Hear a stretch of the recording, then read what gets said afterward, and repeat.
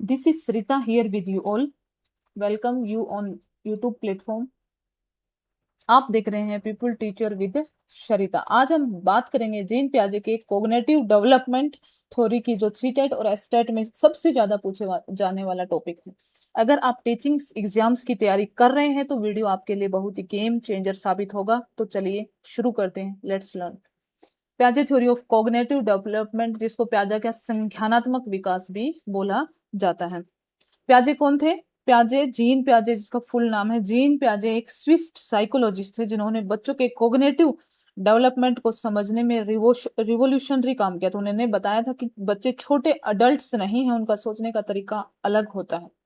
तो चलो देखते हैं कि कैसे जीन पियाजे ने बहुत ही अच्छी अच्छी इंपॉर्टेंट बातें बच्चों को से रिलेटेड, उनके कोग्निटिव डेवलपमेंट से रिलेटेड, किस स्टेज में बच्चे किस तरीके से सोचते हैं, कौन सी स्टेट सबसे ज्यादा क्रिटिकल होती है, किस स्टेट में बच्चे को कैसे हैंडल किया जाता है, ये सब चीजें हम इस टॉपिक में स्टडी करेंगे।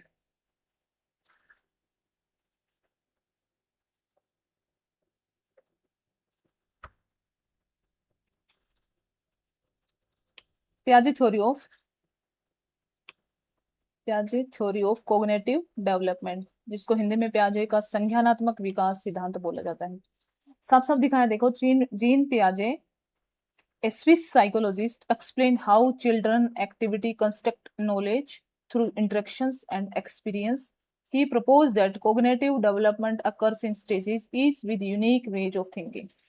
स्विस जो मनोवैज्ञानिक थे जीन पियाजे, वो बताते कि बच्चे अपने अनुभव और परिवेश के साथ संपर्क के माध्यम से ज्ञान का निर्माण करते हैं। अनुभव एक्सपीरियंस के साथ और परिवेश इन्वायरमेंट के साथ। ये बोलता है कि जो जीन पियाजे ये बोलता है कि जो बच्चे हैं वो अपने नॉलेज को कंस्ट्रक्ट करते हैं, नॉलेज को ग्रहण करते हैं, नॉलेज को लेते हैं। किस किस के थ्रू लेते हैं? Interaction and experience. Interaction and experience के थ्रू अपने ज्ञान को इकट्ठा करते हैं, ज्ञान को कंस्ट्रक्ट करते हैं, अपने नॉलेज को बढ़ाते हैं। उन्होंने ये भी बताया है कि जो उनका जो कॉग्निटिव डेवलपमेंट होता है वो अलग अलग स्टेजेस में अलग अलग तरीके से होता है, और उनका एक अलग अलग यूनिक वे है। उनका सोचने का जो बच्चों का तरीका है वो अलग अलग स्टेज में अलग अलग तरीके से सोचते हैं, अलग अलग तरीके से व्यवहार करते हैं। चलिए देखते हैं कुछ अच्छी अच्छी इंपॉर्टेंट चीजें उसमें बताया गया। मोस्ट इंपॉर्टेंट टॉपिक है सी टेट में, एस टेट में, इससे रिलेटेड हर बार एक क्वेश्चन पूछा जाता है। सी टेट और एस टेट दोनों के लिए बहुत इंपॉर्टेंट है, स्टार लगा लो। मोस्ट इंपॉर्टेंट टॉपिक हर बार पूछा जाता है, जिसमें एक इंपॉर्टेंट टर्म दिया है स्कीमा। स्कीमा को मानसिक ढांचे भी बोला जाता है। Mental structures that help organize and interpret information. Mental structure जो क्या करती हैं? ऑर्गेनाइज करती हैं और इंटरप्ट करती हैं, इंफॉर्मेशन को इकट्ठा करती हैं और व्यवस्थित ढंग से अपने माइंड में लगाने के लिए हमारी मदद करती हैं। उसको हम स्कीमा बोलते हैं। मेंटल, उसको शॉर्ट में मेंटल स्ट्रक्चर समझ सकते हैं। किसी चीज की हमारे दिमाग में कैसी एक पिक्चर बनी है, कैसा एक पिक्चर बनी है हमारे दिमाग में, उस पिक्चर के थ्रू उस पिक्चर के थ्रू उस पिक्चर के थ्रू हम अपने माइंड को क्या करते हैं? अलाउ करते हैं। माइंड को अलाउ करते हैं और समझते हैं कि जो पिक्चर, जो सिंबल हमने देखा था वो कैसा था। उस टाइप के सिंबॉलिक रिप्रेजेंटेशन को स्कीमा बोला जाता है। देखो अभी कुछ एग्जांपल्स भी मैंने याद हैं, कुछ एग्जांपल्स बच्चे के लिए कुत्ता, कुत्ता का स्कीमा, चार पैर होते हैं, फर होता है और भौंकता है। ये जो छोटा बच्चा होता है उसके लिए कुत्ता का स्कीमा क्या है, मतलब डॉग का स्कीमा क्या है, डॉग की पिक्चर क्या है, मेंटल स्ट्रक्चर्स कैसी हैं कि डॉग डॉग के पास चार लेग्स होती हैं, उसके फर होते हैं और डॉग क्या करता है? भौंकता है। उसने अपने माइंड में ऐसी स्ट्रक्चर क्रिएट कर ली। उसके बाद नेक्स्ट पॉइंट आता है एसिमिलेशन। एसिमिलेशन क्या होता है, जिसको हिंदी में आत्मसात करना बोलते हैं। Fitting new information into existing schemas. उसने एक स्कीमा, उसके माइंड में एक पिक्चर, एक सिंबॉलिक स्ट्रक्चर उसके दिमाग में थी, मेंटल जो स्ट्रक्चर उसके दिमाग में बनी थी, उसमें कुछ नई इंफॉर्मेशन को फिट करना। उस नई इंफॉर्मेशन को फिट करना हिंदी में बोला नई जानकारी को पुराने स्कीमा में समाहित करना। जैसे बच्चे ने गाय को देखा, गाय को देख के उसे लग रहा था कि उसको कुत्ता ही कह रहा था, गाय की भी चार टांगे होती है क्योंकि दोनों के पास चार ही पैर थे। तो बच्चा अभी क्या नहीं कर पा रहा था? डिफ्रेंशिएट नहीं कर पा रहा था। उसको लग रहा था कोई भी जो जानवर है जिसके क्या है?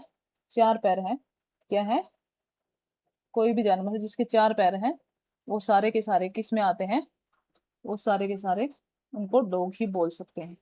बट ऐसा नहीं है, जैसे जैसे स्टेजेस बढ़ी, एज बढ़ी, अंडरस्टैंडिंग और डेवलपमेंट में चेंजेस आए, उसके अकॉर्डिंग बच्चे ने समझना शुरू कर दिया था। नेक्स्ट आता है अकोमोडेशन।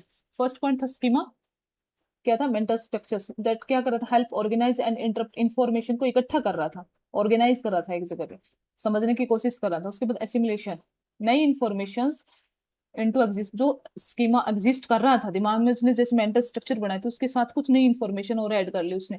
जब उसने बच्चे ने गाय को देखा तो उसको लग रहा था ये भी क्या है, डॉग है। क्यों, उसने ये समझ लिया था कि जो 4 टांगों वाले होते हैं उनको सब कुत्ता ही बोलते हैं। बट ऐसा नहीं है, नेक्स्ट पॉइंट पे हम वो अच्छे से समझेंगे।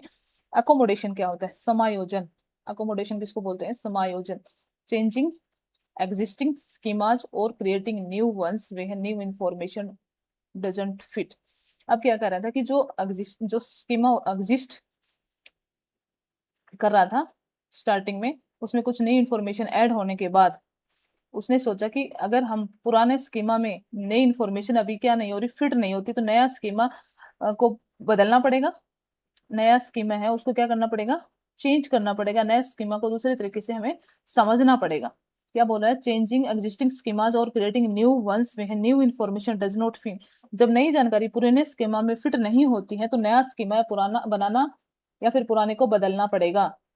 अकोमोडेशन में ये बोल रहा है कि जैसे बच्चा सीखता है कि गाय और कुत्ता दोनों अलग अलग हैं, उसने समझ लिया ये चीज। यहाँ पे अकोमोडेशन में उसको समझ में अच्छे से आ गई कि सारी 4 टांगों की जो चीजें हैं वो डॉग्स नहीं हो सकते, सारी 4 चीजों की टांगें गाय नहीं होती, गाय अलग चीज है और कुत्ता एक अलग है, जिसको हमने समायोजन, यानी कि वो पुराने जो स्कीमा के अंदर न्यू इन्फॉर्मेशन को एग्जिस्ट करने के बाद उनको डिफ्रेंशिएट भी कर पा रहा था, उसको अकोमोडेशन बोला। मॉडिफिकेशन ऑफ नॉलेज भी बोल सकते हैं इसको, इसको हम शॉर्ट में मॉडिफिकेशन ऑफ क्या बोल सकते हैं, modification of new information. Modification of new information, नई जो इन्फॉर्मेशन थी उसमें मॉडिफिकेशन कर लिया, उसमें बदलाव कर लिया, उसको समझ में आ गया है कि कुत्ता अलग चीज है और गाय अलग है। नेक्स्ट मोस्ट इंपोर्टेंट है इक्विलिब्रियम। इक्विलिब्रियम फोर्थ पॉइंट है इक्विलिब्रियम, जिसको संतुलन भी बोला जाता है। Balancing assimilation and accommodation to achieve understanding, यानी कि बैलेंस करना, एसिमुलेशन में और अकोमोडेशन में, दोनों ही चीजों में बैलेंस करके चलना इक्विलिब्रियम बोला जाता है। उसमें क्या बोला जाता है, इक्विलिब्रियम कहा जाता है। जैसे अभी पढ़ा था मैंने अकोमोडेशन, ऊपर का पॉइंट जो बच्चे ने सीख लिया था कि काऊ अलग है और डॉग अलग है, दोनों अलग अलग हैं। यानी कि पुराने स्कीमा में नया स्कीमा एडजस्ट करने के बाद उसने मॉडिफाई कर लिया था अपने इंफॉर्मेशन को। और इक्विलिब्रियम क्या बोलता है, ये बोलता है कि जो एसिमुलेशन था और जो हमारे पास अकोमोडेशन था, उन दोनों के बीच में क्या हो गया, बैलेंस बनाना सीख गया है बच्चा, कि एसिमुलेशन अलग चीज है, अकोमोडेशन अलग चीज है, और दोनों में बैलेंस बना के चलने को ही इक्विलिब्रियम बोला है। यहाँ पे क्या बोला हमने, इक्विलिब्रियम बोला है उसको। Stages of cognitive most important, यहाँ पे भी आता है, इसको भी स्टार लगा लो आप, स्टार लगा लो आप। Most important topics for CTET, H TET और एवरी टेट बोल सकते हैं, किसी भी टाइप का टेट हो, किसी भी टाइप का टेट हो, आपसे केवीएस में एनवीएस में हर टाइप्स के एग्जाम्स में इस टॉपिक से क्वेश्चन ना पूछे ऐसा हो नहीं सकता। मोस्ट इंपोर्टेंट टॉपिक है स्टेज ऑफ कोग्निटिव डेवलपमेंट। ये स्टेजेस बहुत इंपॉर्टेंट है ना, आप बहुत इजीली उनको याद कर सकते हैं।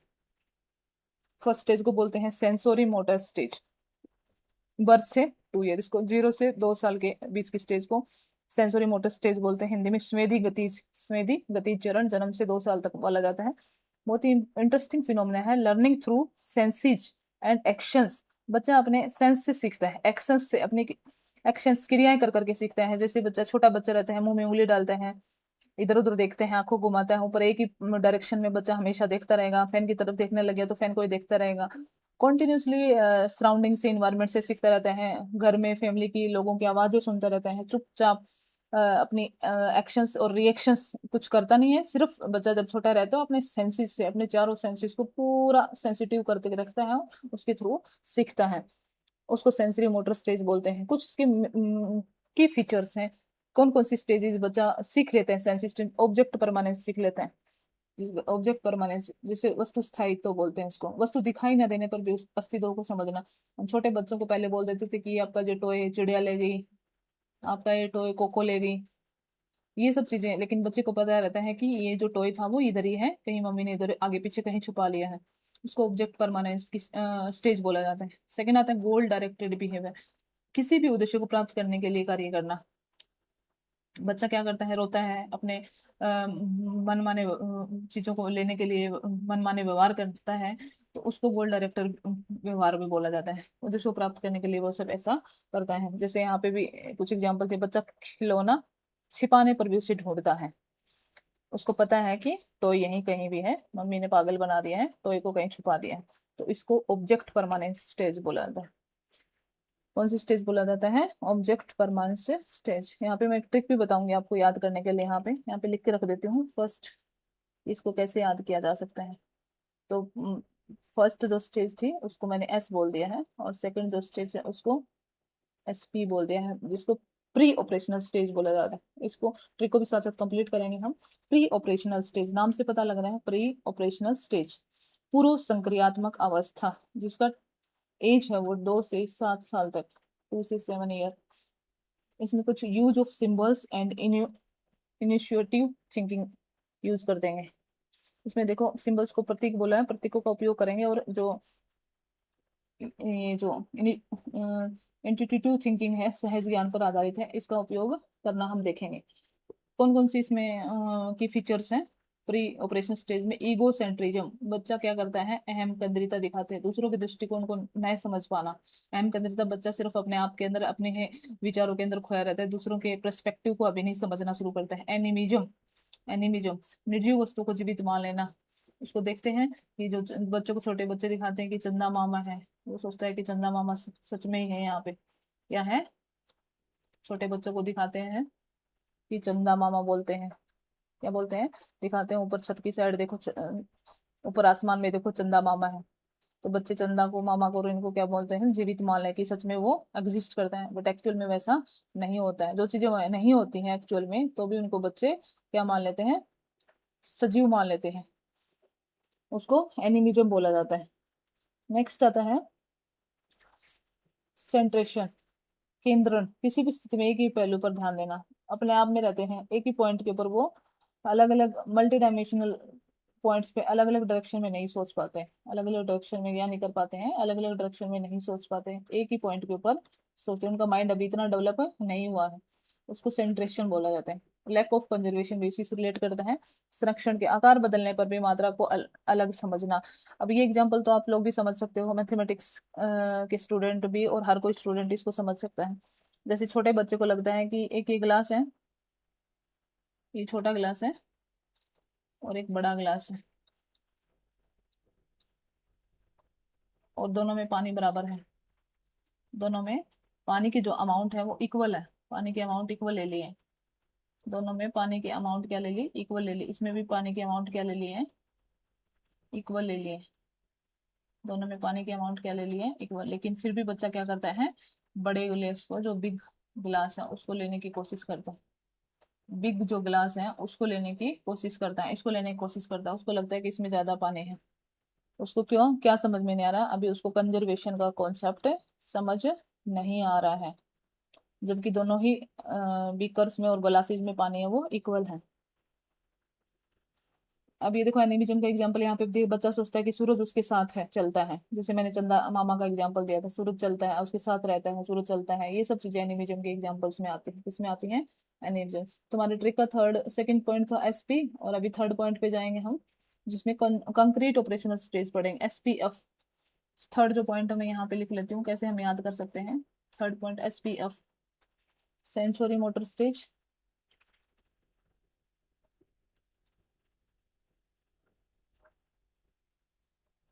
कौन सी स्टेज है, सेंसोरी मोटर स्टेज।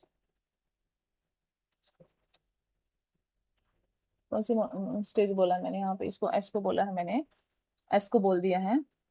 कौन सी, सेंसोरी मोटर स्टेज। पी को प्री ऑपरेशनल, पी को प्री ऑपरेशनल, और थर्ड को क्या बोला है मैंने, सेकंड को क्या बोला था, फर्स्ट को सेंसरी मोटर, सेकंड को प्री ऑपरेशनल, और थर्ड को कंक्रीट ऑपरेशनल।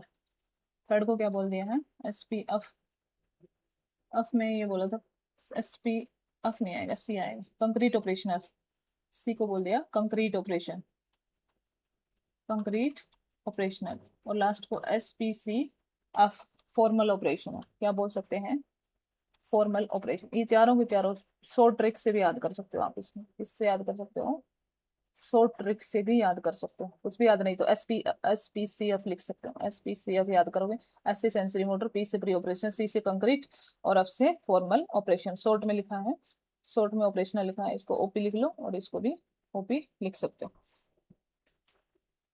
नेक्स्ट देखो, फोर्थ उसका स्टेज है मोस्ट इंपोर्टेंट, थर्ड स्टेज है कंक्रीट ऑपरेशनल स्टेज। यहाँ पे पहुंच गए हम, कंक्रीट ऑपरेशनल स्टेज 7 से 11 साल के लिए, 7 to 11 ईयर्स के बच्चों के लिए।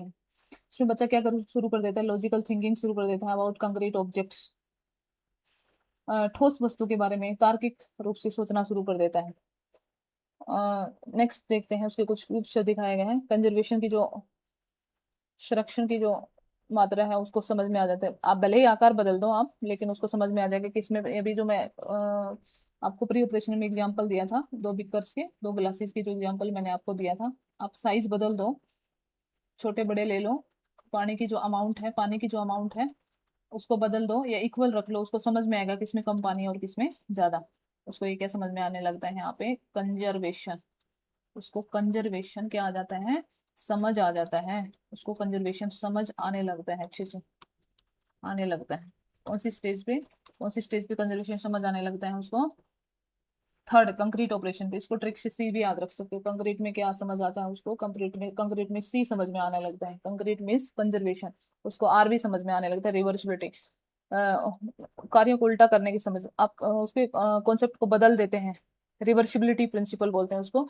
आप किसी चीज को बता दो कि ऐसा नहीं होता, ऐसा होता है, तो उसको क्वेश्चनिंग कर सकते हैं, नहीं ये ऐसा नहीं होता, ये ऐसा होता है।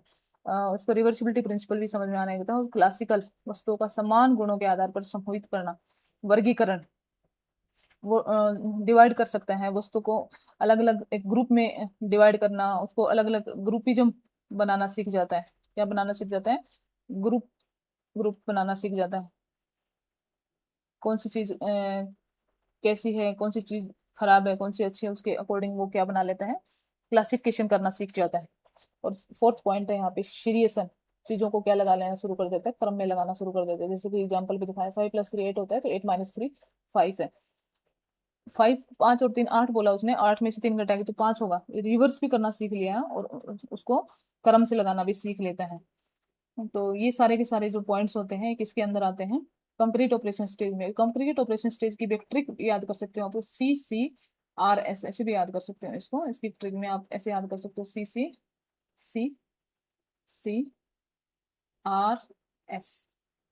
कंक्रीट C से शुरू होता है, C से, और क्या क्या है, C से कंजर्वेशन, दूसरा C से क्लासिफिकेशन, R से रिवर्सिबिलिटी और S से श्रिएशन। ये सब भी हमारे पास क्या है, एक टाइप से ट्रिक है। क्या है ये, ट्रिक। नेक्स्ट देखो, मोस्ट इंपॉर्टेंट स्टेज, ये भी इंपॉर्टेंट है, स्टार लगा लो, बहुत बार इससे क्वेश्चन पूछा था। Formal operational stage, formal operational stage कितने स्टूडेंट्स हैं, ऊपर के बच्चों के लिए 11 ईयर्स एंड अबो, उससे ऊपर के बच्चों के लिए है। इसमें क्या करता है बच्चा, अब्स्ट्रैक्ट और हाइपोथेटिकल थिंकिंग डेवलप करता है। क्या करता है बच्चा इसमें, अब्स्ट्रैक्ट और हाइपोथेटिकल थिंकिंग डेवलप कर लेता है। हाइपोथेटिकल थिंकिंग क्या होता है, चीजों को टच करके समझना शुरू कर देता है, कौन सी चीज सही है कौन सी गलत है। अब्स्ट्रैक्ट रीजनिंग बोला जाता है उसको, अमूर्त तर्क बोलते हैं। बच्चा रीजनिंग तो करना शुरू कर दिया था लास्ट स्टेज में, उसके बाद वो क्या करता है, अब्स्ट्रैक्ट हाई लेवल की थिंकिंग शुरू कर देता है, हाइपोथेटिकल डिडक्टिव रीजनिंग शुरू कर देता है। मतलब कल्पनात्मक तर्क लगाना शुरू कर देता है। कल्पनात्मक तर्क होता है जो मतलब उसके माइंड से बहुत आगे की चीजों के बारे में वो सोचना शुरू कर देता है, और सिस्टमेटिक प्रॉब्लम सॉल्विंग मेथड्स के ऊपर काम करना शुरू कर देता है। कुछ और भी एग्जांपल्स हैं, जैसे बीज गणितीय समस्या समीकरण हल करना, नैतिक मुद्दों पर विचार करना, इन सब चीजों के ऊपर वो विचार शुरू कर देता है, काफी अच्छे से सोल्व करना शुरू कर देता है। मतलब माइंड की जो हाईएस्ट जो पावर होती है उसको यूज करना शुरू कर देता है। ये उसमें आता है फॉर्मल ऑपरेशन स्टेज में। अब बच्चा और क्या क्या शुरू कर देता है इसमें, एजुकेशनल इम्प्लीकेशंस हम देखेंगे इसमें। एक्टिव लर्निंग, बच्चा सक्रिय हो जाता है, बच्चों को अपने एक्सपीरियंस और अपनी एक्शंस और क्रियाएं करने के अवसर देने चाहिए। बच्चों एक्टिव लर्नर बनते हैं, क्या करते हैं, अपने एक्सपीरियंस और एक्शंस और रिएक्शंस करके देखने के का मौका उनको देना चाहिए। तो जो लर्नर्स होते हैं उनको एक्टिव लर्नर बोलते हैं। एक्टिव लर्निंग उस टाइम पे होती है। उन बच्चों को रेडी करना चाहिए। शिक्षण बच्चे के विकास स्तर के अनुसार होना चाहिए। जो बच्चे को जो टीचर उसको पढ़ा रहे हैं वो उसका जो सिलेबस है उसके अकॉर्डिंग उसका विकास होता है, तो उसके अकॉर्डिंग बच्चे को तैयार करना चाहिए और बच्चे को उसके अकॉर्डिंग उसका विकास पॉसिबल होता है। उसके अकॉर्डिंग बच्चे को पढ़ाना चाहिए। डिस्कवरी लर्निंग, बच्चों को स्वयं खोज करने और प्रयोग करने के अवसर देना चाहिए। इससे बच्चे बहुत सीखते हैं, एक्टिव लर्नर्स बनते हैं, नई नई चीजें सीखते हैं, इंटरेस्ट पैदा होता है। और फोर्थ है इंडिविजुअल डिफरेंसेस। प्रत्येक बच्चा अलग गति से विकसित होता है।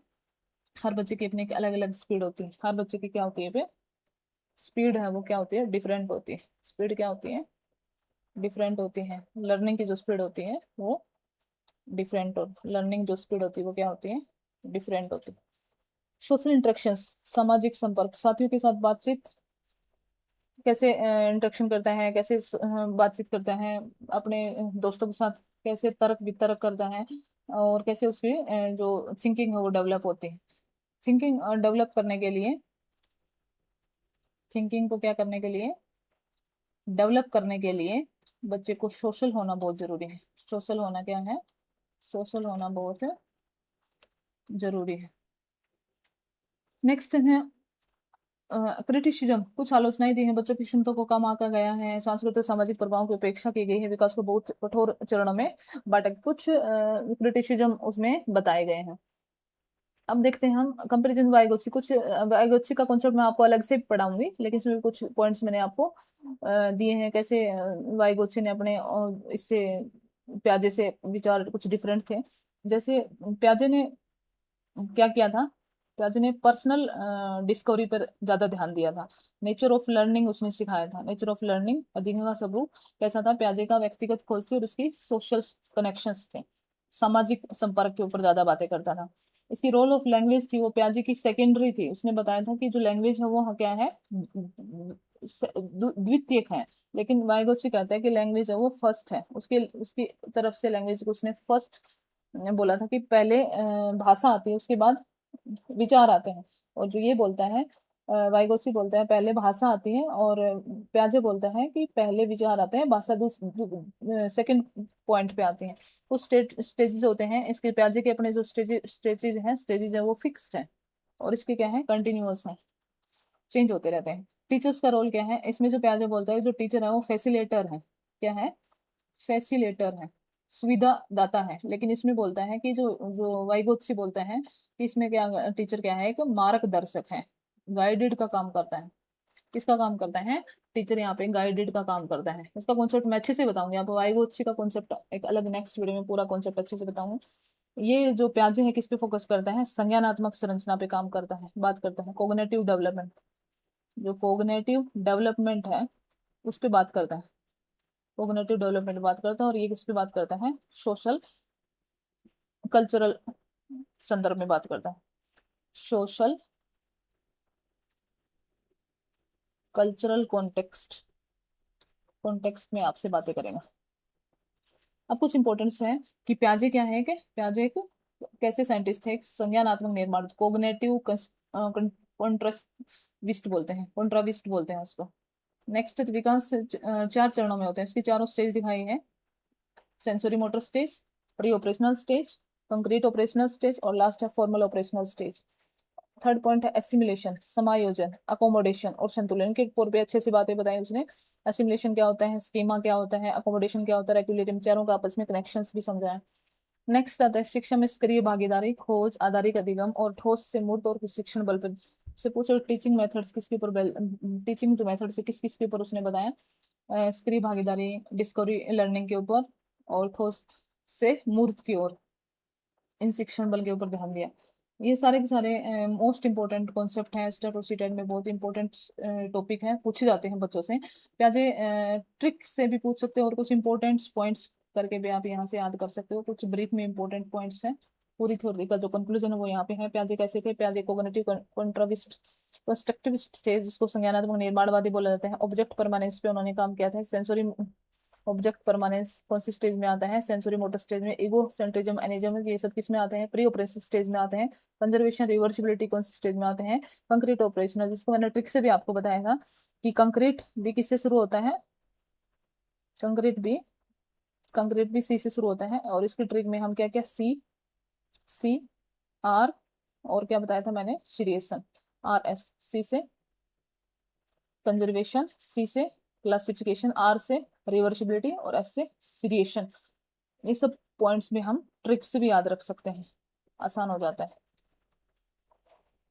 नेक्स्ट आता है abstract thinking, formal operational stage. Abstract thinking कौन सी होती है, जिसमें बच्चा क्या करता है, हाई लेवल का सोचना शुरू करता है, थिंकिंग शुरू कर देता है। और कुछ लर्निंग के पॉइंट्स बताए थे, लर्निंग कब कैसे होती है, assimilation plus accommodation plus equilibrium, इन तीनों के कॉन्सेप्ट से आपको परफेक्ट लर्निंग आ जाता है। ये पॉइंट था जो मैंने डिस्कस किया आपके सामने। टीचिंग मेथड्स में क्या क्या सिखाया था, टीचिंग में बच्चे को एक्टिव होना चाहिए, एक्टिव लर्नर बनना चाहिए, एक्सपेरिमेंटल के थ्रू, डिस्कवरी के थ्रू सीखता है, स्टेज अप्रोप्रिएट, ये सारे टीचिंग्स के मेथड्स मैंने बताए थे। उसके बाद कुछ ये भी याद कर सकते हो, sensory, pre operational, concrete operational, formal operation, ये सब चीजें एक सूत्र के अकॉर्डिंग मैंने आपको, ट्रिक्स के अकॉर्डिंग आपको बता दिए।